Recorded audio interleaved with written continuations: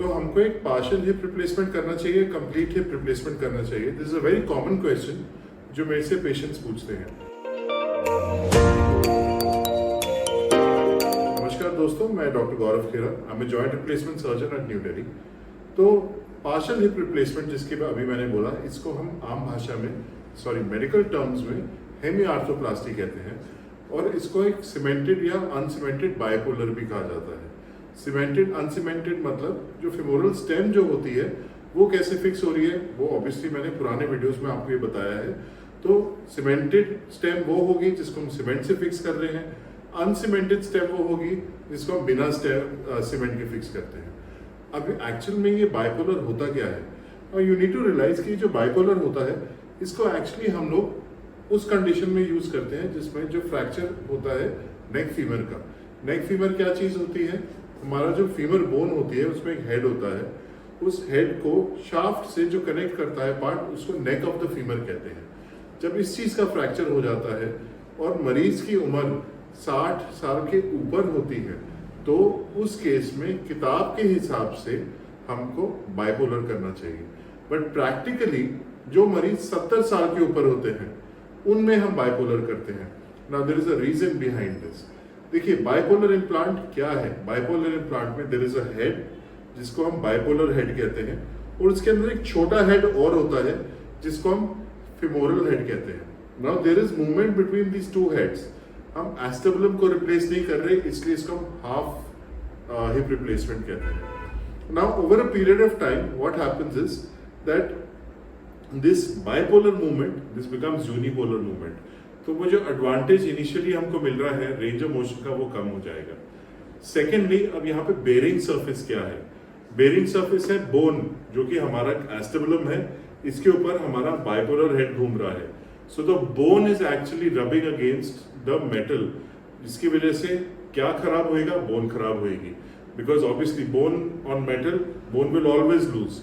सो जैसे जैसे ये बोन लूज करती है, एस्टेबुलर शेल पतला होता चला जाता है, एंड अल्टीमेटली पेशेंट एक कंडीशन में पहुंचता है जिसको प्रोट्यूजियो कहते हैं।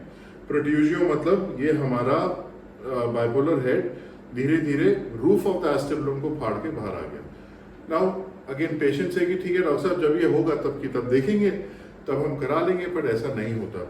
अब what happens is when a person is in such a situation, तो पर्सन को एक रिवीजन की जरूरत पड़ती है, और ये रिवीजन कोई 15, 20, 25 साल के बाद नहीं आएगा। Within the next 5 to 10 years, patient comes to us with a revision surgery. Now, then patients will ask me कि ये डॉक्टर साहब फिर करते क्यों हैं?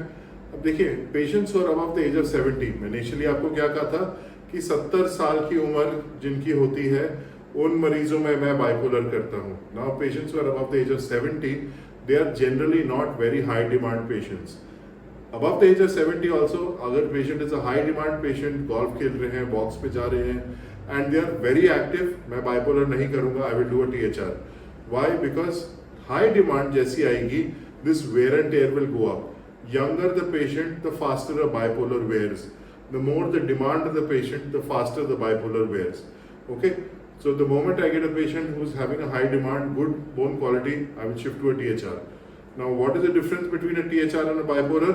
THR में एक शेल है, बाइपोलर में एक शेल नहीं है। THR में मेटल जो है वो पॉली के अगेंस्ट रब हो रहा है, बाइपोलर में मेटल जो है बोन के अगेंस्ट रब हो रहा है। यंगर पेशेंट्स में bipolar is a strict no.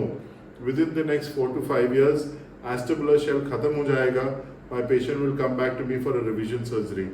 Older patients, high demand patients, bipolar is not a no, is a no. And patients who have low demand or a poor bone quality, these are the patients जिसमें I would want to do a bipolar. So I hope this question, जो कि almost 90% patients जो कि मेरी OPD में आते हैं, वो मेरे को ये कहते हैं कि जब घुटना आप पार्शियल बदल सकते हो, घुटना आप सिर्फ आधा बदल सकते हो, तो ये हाफ हिप रिप्लेसमेंट आप हमारे केस में क्यों नहीं कर रहे हो? So this is the reason why we do not do a half hip replacement or a bipolar in younger patients or in older patients with high demand activities.